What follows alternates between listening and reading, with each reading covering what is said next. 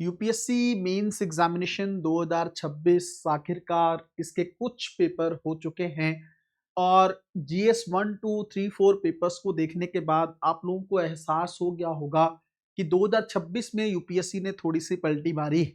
कुछ चीज़ों को लेकर यूपीएससी ने अपने पुराने रुख में बदलाव किया है। कौन से वो मैटर्स हैं जिनको लेकर आप लोगों को बहुत ध्यान से समझने की ज़रूरत है, क्योंकि देखो जो लोग इस साल एग्ज़ामिनेशन दे चुके हैं उनको तो पेपर में ही समझ में आ गया होगा कि किस तरह की तैयारी की ज़रूरत थी और हमने क्या किया। लेकिन जो लोग अगले साल एग्ज़ामिनेशन देने वाले हैं, मेंस एग्ज़ामिनेशन में आप अपीयर होंगे 2027 में, उनके लिए यह वीडियो बहुत ही ज़्यादा प्रभावी होने वाली है। मैं आप लोगों को बहुत अच्छे तरीके से बताने वाला हूँ कि मेंस एग्जामिनेशन 2026 में यूपीएससी ने क्या खेला किया है जिसको आप लोगों को समझने की जरूरत है। सबसे पहली चीज तो मैं आप लोगों को एक बात बता दूं कि मेंस एग्जामिनेशन का मतलब ही ये है कि मुख्य परीक्षा है, यहाँ पे ही आपका सारा गेम चेक होना है। मतलब आपकी जो रिटर्न की कैपेबिलिटी है वो चेक होगी, आपकी स्पीड कितनी है, एनालिटिकल लेवल पर आप लोग कैसे सोचते हैं, कितने डायमेंशन को ध्यान में रखते हुए आप लोग यूपीएससी का आंसर लिख सकते हैं। ये सारी काबिलियत आपकी यूपीएससी की मुख्य परीक्षा में टेस्ट की जाती है। तो हुआ क्या मेंस एग्जामिनेशन के अंदर, जैसे मान लो आप सोच के देखो, इस साल एक तो बड़ी चीज आपने देखी होगी जो कि पिछले साल भी था कि यूपीएससी ने आठों के आठों जो टॉपिक्स हैं एसए के, वो आप लोगों ने यूपीएससी ने फिलोसफिकल लेवल पर पूछे। अब देखो दार्शनिक निबंधों को लिखना पिछले कई सालों से मुश्किल होता जा रहा है यूपीएससी एस्पिरेंट के लिए, क्योंकि दार्शनिक निबंध के अंदर आपको हर एक डायमेंशन के अंदर जाना होता है। फिलॉसफी के एस्से को कई बार तो समझना ही बहुत मुश्किल हो जाता है। जैसे कुछ कुछ तो एक्सपेक्टेड टॉपिक भी थे इस बार। अगर आप देखेंगे कि जब दो हाथी लड़ते हैं तो घास ही रौंदी जाती है। लड़ रहे थे ईरान और अमेरिका, लेकिन कहीं ना कहीं पे उस सिचुएशन में पूरी दुनिया पिस रही थी। या फिर आप इससे पहले भी अगर देखोगे शीत युद्ध के दौर में, वहां पे भी आपको देखेगा कि अमेरिका और सोवियत संघ लड़ रहे थे, नुकसान हो रहा था कोरिया के क्षेत्र को, बाकी जगह पर, है ना। तो जब बड़े पावरफुल देश लड़ते हैं तो उसमें पिस जाते हैं बाकी छोटे छोटे बहुत सारे देश, जिनका कोई रोल भी नहीं होता उस लड़ाई में। दूसरी बात, और भी कई सारे डायमेंशन में आप इसको लेके जा सकते हैं। जैसे एक यूपीएससी ने ऐसे पूछा, कांटा कली का ही बदला हुआ रूप है ना। तो अगर आपको कली बनना है तो आपको पहले कांटा ही बनना पड़ेगा। अगर आप चाहते हो कि आप बहुत बेहतरीन अधिकारी बनो, तो उससे पहले जरूरी है कि आप उन कठिन रास्तों को तय करो, उन संघर्षों को तय करते हुए वहां तक पहुंचो। कहने का मतलब मेरा एस्से का डिस्कशन करना इस वीडियो का पर्पज नहीं है। मैंने आपको एक दो एग्जाम्पल दिए हैं जिसको आपको समझना जरूरी है कि एसए में यूपीएससी क्या पूछने की कोशिश कर रहा है। इस तरह के पेपर को तैयार करना थोड़ा कठिन है। इसके लिए आपको बहुत ज्यादा प्रैक्टिस करनी होगी, बहुत ज्यादा सोचना होगा।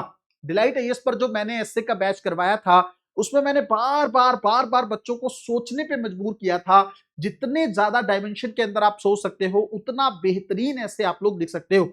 इस बार सेम रखा है यूपीएससी ने, आठों के आठों फिलोसफिकल ऐसे, क्योंकि इनको लिखना मुश्किल होता है।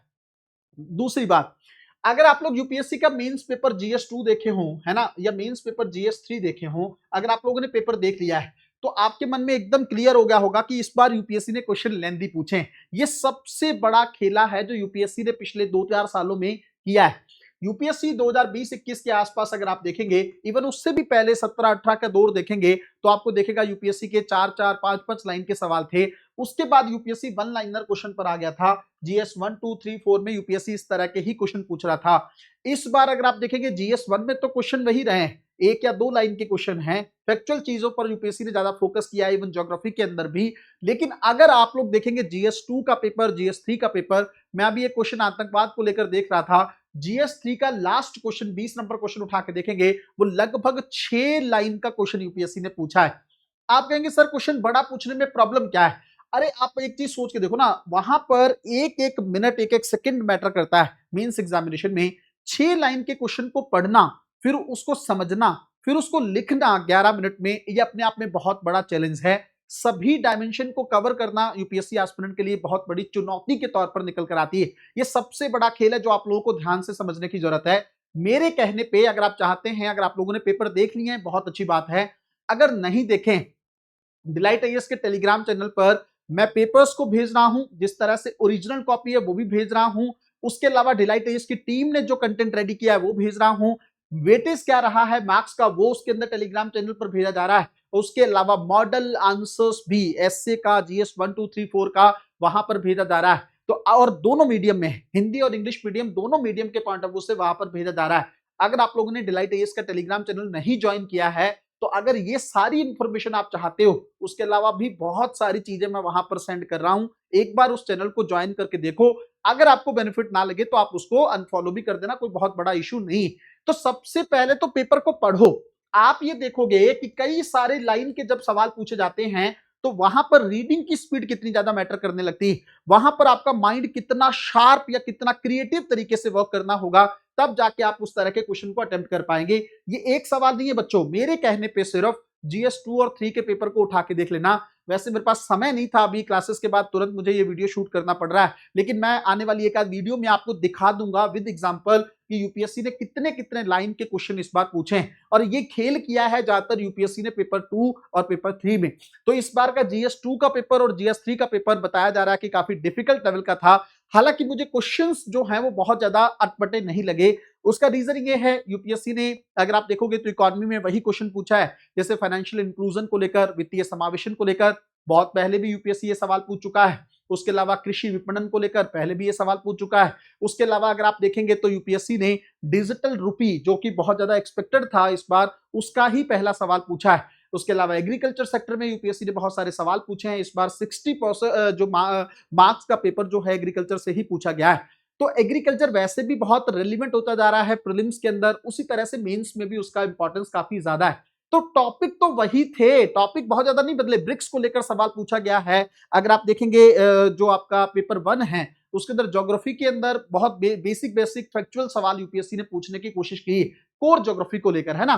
तो अगर आप देखेंगे टॉपिक्स तो यूपीएससी ने नहीं बदले। पॉलिटी में अगर आप देखेंगे तो वही निजता का अधिकार, ट्रांसजेंडर राइट्स को लेकर यूपीएससी सवाल पूछ रहा है, वही संघवाद को लेकर सवाल पूछ रहा है, वही लोकसभा अध्यक्ष की पावर्स को लेकर या दल बदल कानून को लेकर सवाल पूछ रहा है, वही भारत के संघीय ढांचे को लेकर, राज्यपाल की शक्तियों को लेकर सवाल पूछ रहा है, वही विधायन को लेकर, जिस तरीके से न्यायपालिका कुछ कानून बना दे रही है, इच्छा मृत्यु को लेकर सवाल यूपीएससी लगातार पूछ रहा है। तो टॉपिक्स तो नहीं बदले हैं, बट सवाल पूछने का नजरिया यूपीएससी ने बदला है।